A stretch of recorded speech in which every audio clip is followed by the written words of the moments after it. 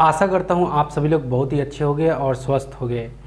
आज हम लोग देखने वाले हैं मैथमेटिक्स में आगे के टॉपिक, जिसमें डिवाइज़र, डिविडेंड, क्वाटेंट, रिमाइंडर और लॉ ऑफ डिविजिबिलिटी क्या होती है उसके ऊपर में सारी बातें होंगी और कंसेप्ट होगा और कुछ प्रैक्टिस हम लोग करने वाले हैं। राइट, तो स्टार्ट करते हैं आज की ये क्लास।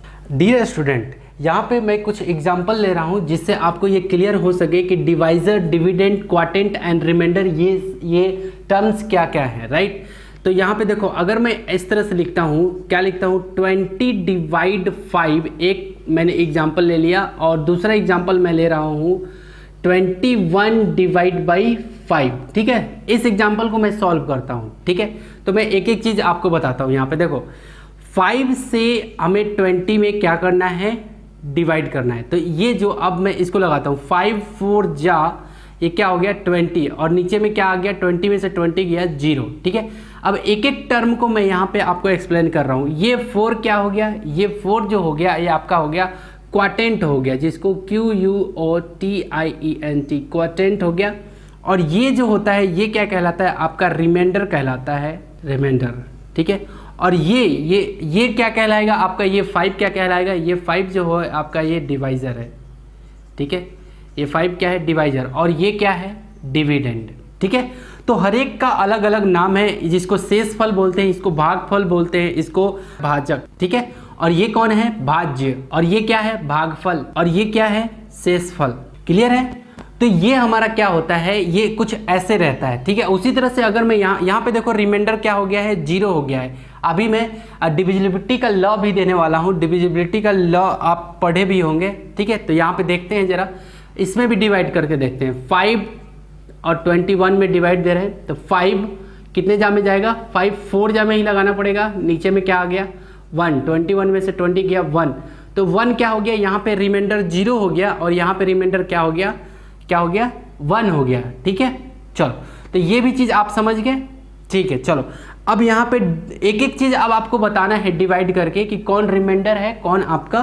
तो यहाँ पे मैं एक नियम बताता हूँ। ठीक है, यहाँ पे तो यहाँ पे देख सकते हो, लॉ ऑफ डिविजिबिलिटी क्या कहता है, यहाँ पे समझना है अब। ठीक, इस चीज़ को। ठीक है, तो लॉ ऑफ डिविजिबिलिटी क्या कहता है कि डिविडेंड, यानी कि ये जो बीच का है, ठीक है, ये डिविडेंड इक्वल टू क्या होगा, देखो, डिविडेंड इक्वल टू होता है क्या, divisor multiply quotient plus reminder.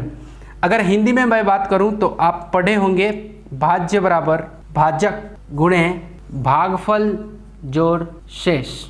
ठीक है, तो ये आपका लॉ ऑफ डिविजिबिलिटी है, जो कि कहता है कि डिविडेंड जो होगा, ये डिविडेंड जो होगा वो इक्वल होगा किसके, अगर डिवाइज़र को और क्वाटेंट को मल्टीप्लाई करके और रिमाइंडर के साथ ऐड कर दिया जाए तो ये क्या होता है, आपका डिविडेंड के इक्वल होता है, जो कि डिविजिबिलिटी को, कंडीशन को सेटिस्फाइड करता है। ये लॉ ऑफ डिविजिबिलिटी है आपकी। ठीक है, तो यहाँ पे और भी हम लोग क्वेश्चन डिस्कस करने वाले हैं जो इस लॉ पे, तो इस लॉ पे देखो हम लोग अब इसको रख के देखने वाले हैं। ठीक है, चलो, तो यहाँ पे देखो, मैं यहाँ पे लिख रहा हूँ डिविडेंड कितना है इसमें, 20।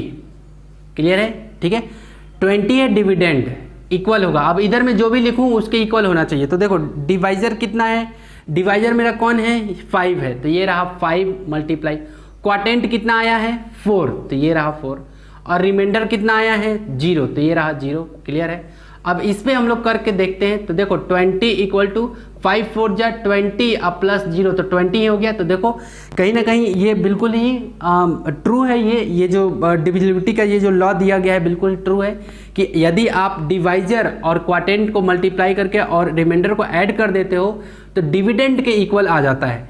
ठीक, अब इसको हम लोग इम्प्लीमेंट करते हैं। यहाँ पे डिवाइज़र क्या है, सॉरी, यहाँ पे डिविडेंड क्या है 21, डिवाइज़र क्या है 5, और क्वाटेंट क्या है 4, रिमाइंडर क्या है 1। तो यहाँ पे देखो, डिविडेंड कितना 21 डिविडेंड हो गया, दैट मीन्स कि भाज्य। ठीक है, भाज्य। ठीक है, और भाजक कितना है 5 मल्टीप्लाई। क्लियर है, क्वाटेंट यानी कि शेषफल कितना है, सॉरी, भागफल कितना है 4, अब प्लस कितना है 1, रिमाइंडर कितना बचा है 1। तो चलो देखो, 21 है इधर में अपना चल ही रहा है, 5 4 जा एक मिनट, देखो 5 4 जा कितना हो गया 20 प्लस 1, दैट मीन्स कि देखो 21 इधर भी, तो 20 प्लस 1 21। तो इसका मतलब क्या हुआ, ये जो डिविजिबिलिटी की जो नियम है वो बिल्कुल ही क्या है, बिल्कुल ही परफेक्ट है। तो इसी पे बेस्ड आपके बुक में प्रॉब्लम दिया हुआ है, प्रैक्टिस दिया हुआ है, राइट। तो उस प्रैक्टिस को हम लोग करने वाले हैं, तो स्टार्ट करते हैं प्रैक्टिस, राइट। डियर स्टूडेंट, आप यहाँ पे देख सकते हो कि मैंने प्रैक्टिस 2.8 और प्रैक्टिस 2.9 को साथ में लिया है, बहुत ही इजी है, राइट। यहाँ पे इसमें बस मुझे बताना है कि रिमाइंडर क्या आया, क्वाटेंट क्या आया, राइट, ये सब चीज़ें बतानी है, ठीक है। और यहाँ पे मुझे क्वाटेंट और रिमाइंडर यही सब चीज़ बताना है। तो चलो यहाँ पे डिवाइड करके देखते हैं हम लोग। देखो 7 से डिवाइड करना है किसको, 28 को, तो 7 4 जा 28, ये क्या हो गया, रिमाइंडर क्या हो गया 0। और जो फार्मूला हम लोग पढ़े थे, राइट, उस पर बेस्ड इसको अब बनाना है, क्लियर है। 0 हो गया, तो फार्मूला क्या पढ़े थे हम लोग, डिविडेंड, यानी कि 28 इक्वल टू क्या होगा 7 मल्टीप्लाई 4 प्लस रिमाइंडर क्या आ गया 0। तो देखो 28 इक्वल टू 7 4 जा 28, उस पे बेस्ड हम लोग को ये बनाना था, ठीक है। अब ये देखो, इसको देखो 78 डिवाइड 9, क्लियर है। तो देखो 36 डिवाइड 7, ये कितना हो गया, देखो 7 से मैं 36 में डिवाइड दे रहा हूँ, तो 7 4 जा 28, 7 5 जा 35, तो 5 जा में 35 हो गया। ये कितना हो गया, 6 में से 5 गया 1, तो रिमाइंडर क्या बच रहा है 1। तो फिर से वही हम लोग अपनाएंगे यहाँ पे डिविडेंड, यानी कि 36 डिविडेंड इक्वल टू क्या होता है, डिवाइजर मल्टीप्लाई क्वाटेंट, यानी कि 7 मल्टीप्लाई 5 और प्लस रिमाइंडर, ये रिमाइंडर 1 हो गया। तो देखो 36 इक्वल टू 7 5 जा 35 प्लस 1, तो कितना आ गया, देखो 36, और इधर भी क्या आ गया 36, यानी कि 36 इक्वल टू 36, क्लियर है। उस फॉर्मूले पे लगाना था।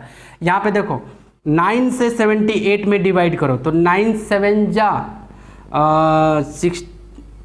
63 और 9 9 जा 81, 9 8 जा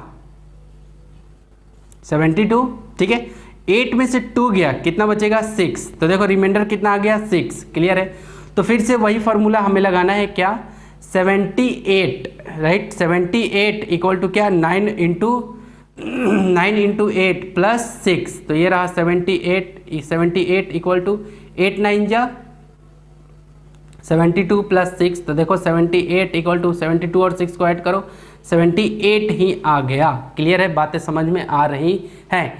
तो यही चीज़ हम लोग को इसमें इम्प्लीमेंट करना था, उस फॉर्मूले को जो लॉ ऑफ डिविजिबिलिटी मैंने अभी बताया था। और एक चीज़ और, जो भी चीज़ यहाँ पे बोर्ड पे मैं बता रहा हूँ उसको आप लोग क्या करते जाना, कॉपी में लिखते हुए भी जाना, ठीक है। ओके, अब फिल इन द ब्लैंक्स में देखो 8 डिवाइड 4, तो क्वाटेंट और रिमाइंडर बोल रहा है, ये क्वाटेंट है और ये रिमाइंडर है।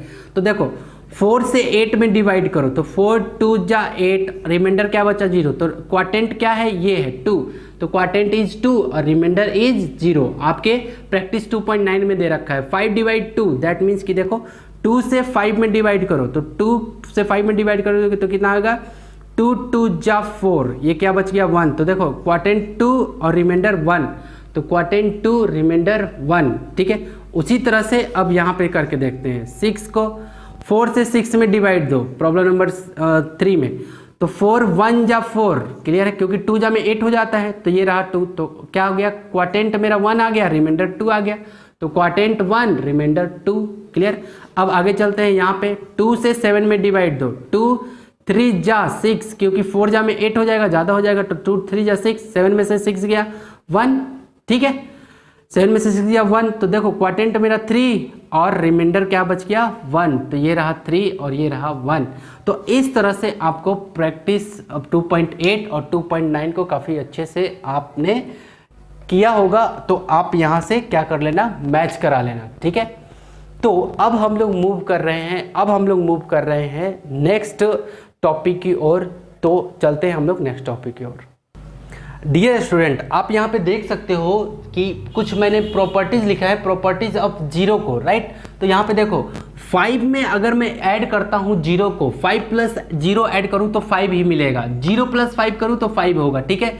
जीरो का कुछ प्रॉपर्टीज हम लोग देख रहे हैं। 5 माइनस 0, 5 में से 0 को घटाओ तो 5 ही होगा, 5 को मल्टीप्लाई करो 0 से तो 0 हो गया, ठीक है, 0 मल्टीप्लाई 5 तो 0 हो गया, 0 डिवाइड 5 तो 0, देखो अगर नोमिनेटर 0 रहे, देखो ये 0 डिवाइड 5 यानी कि 0/5 ऐसे कुछ है, यानी कि अंश अगर 0 रहे और हर क्या रहे, कोई नंबर रहे, क्लियर है, तो ये क्या कहलाएगा, ये आपका आंसर क्या हो जाएगा, 0 हो जाएगा। लेकिन यहाँ पे अगर डिनोमिनेटर आपका 0 हो गया, क्लियर है, देखो यहाँ पे ये क्या है 5/0 है ऐसा कुछ, ठीक है, तो अगर डिनोमिनेटर 0 हो जाए तो ये क्या होगा, इसका कोई सॉल्यूशन नहीं हो सकता है, ठीक है। तो इसी पे बेस्ड आपका क्या है प्रैक्टिस 2.10 है, बहुत ही ईमानदारी से देखना। देखो 0 में 0 को ऐड किया जाए तो क्या बचेगा, 0, ठीक है। उसी तरह से 2 में 0 में से 0 को घटाया जाए तो क्या बचेगा, 0। 7 + 0, 7 में 0 ऐड किया जाए तो क्या आएगा, 7। 0 + 7 किया जाए तो क्या आएगा, 7। 7 में से 0 घटाया जाए तो क्या आएगा, 7। 7 में मल्टीप्लाई किया जाए 0 का तो क्या आएगा, 0। 0 × 7 किया जाए तो क्या होगा, 0। 0 को डिवाइड किया जाए 7 से, तो देखो ये नोमिनेटर में है और ये डिनोमिनेटर में है तो क्या हो जाएगा, 0। तो ये आपने इसके कंसेप्ट को देखे। अब हम लोग देखते हैं इसके एडिटिव आइडेंटिटी क्या होती है, ठीक है। तो 0 की एडिटिव आइडेंटिटी क्या होती है कि यदि 0 को किसी नंबर में जोड़ा जाए, 0 को किसी नंबर में जोड़ा जाए तो हमें सेम वही नंबर मिल जाता है। देखो 5 + 0 5 और 0 + 6 6, क्लियर है। तो इसी को हम लोग क्या बोलेंगे एडिटिव आइडेंटिटी ऑफ 0, ठीक है। एडिटिव आइडेंटिटी अगर कोई आपसे पूछे तो आपको बोलना है कि यदि 0 को किसी होल नंबर में ऐड किया जाए तो हमें पुनः वही होल नंबर मिल जाता है, राइट, जो ग्रेटर रहता है, ठीक है। तो देखो 5 + 0 तो 5 मिला मुझे, 0 + 6 तो 6 मिला मुझे, राइट। तो ये क्या कहलाएगा आपका एडिटिव आइडेंटिटी। तो आई होप कि इस वीडियो से आपने बहुत कुछ सीखा होगा। तो एक लाइक, कमेंट और अपने दोस्तों के साथ शेयर और बेल आइकन को तो प्रेस कर ही लेना। तो मिलते हैं अगले नेक्स्ट वीडियो में। इसी का कंप्लीट एक्सरसाइज में डिस्कस करने वाला हूँ, चैप्टर 2 का कंप्लीट, राइट। तो मिलते हैं अगले नेक्स्ट वीडियो में। Take care and bye bye.